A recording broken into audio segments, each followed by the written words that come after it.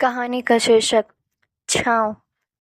यह कहानी एक छोटे से गांव की है, जहां एक बुजुर्ग महिला, एक अनाथ बच्चा और समय के मार ने मिलकर एक ऐसा रिश्ता रचा जिसे खून का रिश्ता नहीं कह सकते, लेकिन भावनाओं के डोर ने उसे एक दूसरे से कुछ इस कदर बांध दिया कि पूरी दुनिया उनके प्यार की मिसाल देने लगी। कहानी शुरू होती है। गांव का नाम था वृजपुर। हरे भरे खेतों से घिरा, शांत और प्यारा सा गांव। वहीं एक टूटी फूटी सी झोपड़ी में रहती थी श्यामा दादी। उम्र करीब 70 की, सफेद झुर्रीदार चेहरा, गठा हुआ शरीर, लेकिन आंखों में गहराई और दिल में प्यार का समंदर। श्यामा दादी की अपनी कोई संतान नहीं थी। पति 20 साल पहले चल बसे और तब से वह अकेली रहती थी। वह दिन में खेतों से घास लाकर पशुओं को देती, मंदिर में पूजा करती और शाम को अकेले अपने आंगन में बैठकर किसी अनदेखे साथी से बात करती। गांव वाले उन्हें इज्जत देते थे, लेकिन कोई भी उनके अकेलेपन की उस चुप्पी को नहीं समझ पाता था। एक दिन बरसात की तेज रात थी। बिजली चमक रही थी और बादलों की गड़गड़ाहट से पूरा गांव कांप रहा था। श्यामा दादी अपने आंगन के एक कोने में बैठी भजन गा रही थी कि तभी बाहर दरवाजे पर हल्की सी आहट हुई। दरवाजा खोला तो देखा एक भीगा सा बच्चा। उम्र रही होगी करीब 8-9 साल। कपड़े गंदे, आंखों में डर और बदन पर कई पुराने जख्म। बेटा, कौन हो तुम? श्यामा दादी ने पूछा। बच्चा कुछ नहीं बोला, बस आंसू बहने लगे। श्यामा दादी ने उसे अंदर बिठाया, गीले कपड़े उतारकर पुराने लेकिन सूखे कपड़े पहनाए और थोड़ी खिचड़ी बनाकर खिलाई। कुछ समय बाद बच्चा बोला, मेरा नाम राजू है। मम्मी पापा एक एक्सीडेंट में मर गए। कोई रिश्तेदार नहीं था। शहर से भाग आया हूँ। श्यामा दादी का दिल पसीज गया। उसने बिना कुछ सोचे कहा, अब तो मेरे साथ रहना बेटा। मेरे पास भले ही दौलत ना हो, पर माँ का दिल है। धीरे धीरे राजू उस छोटे से घर और श्यामा दादी गोद में सुकून महसूस करने लगा। दादी अब पहले जैसी अकेली नहीं थी।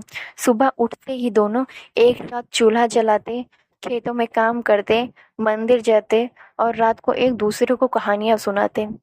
राजू पढ़ने में बहुत अच्छा था। श्यामा दादी ने गांव के मास्टर जी से बात करके उसे स्कूल में दाखिला दिलवाया। दादी ने खुद भूखे रहकर अपने कपड़े टालकर राजू की पढ़ाई और जरूरतों को प्राथमिकता दी। गांव वालों को यह देखकर बहुत अच्छा लगता था।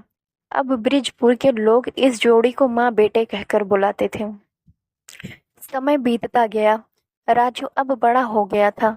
12वीं पास कर शहर की एक बड़ी यूनिवर्सिटी में पढ़ाई करने के लिए स्कॉलरशिप पर जाने लगा।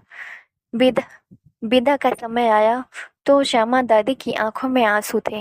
राजू ने उनका हाथ पकड़कर कहा, माँ, मैं वादा करता हूँ एक दिन बड़ा आदमी बनकर लौटूंगा और आपको हर खुशी दूंगा जिनकी आपने कभी ख्वाहिश भी नहीं की।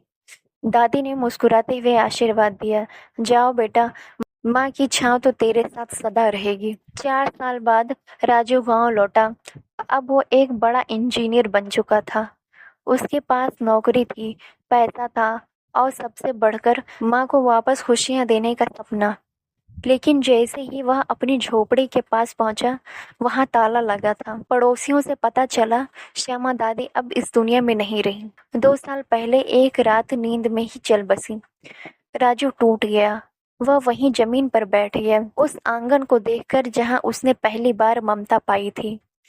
गांव वालों ने बताया, राजू बेटा, दादी हर दिन तेरे बारे में बात करती थी।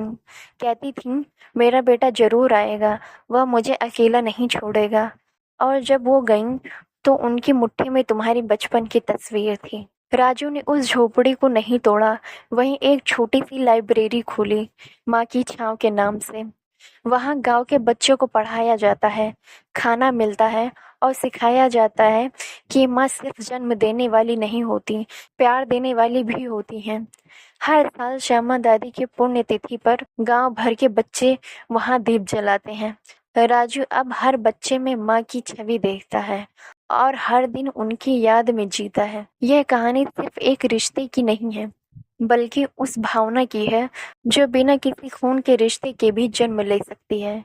ममता, प्यार और समर्पण की यह कहानी हमें सिखाती है कि कभी कभी भगवान खुद माँ का रूप बनकर हमारी जिंदगी में किसी और के माध्यम से आता है।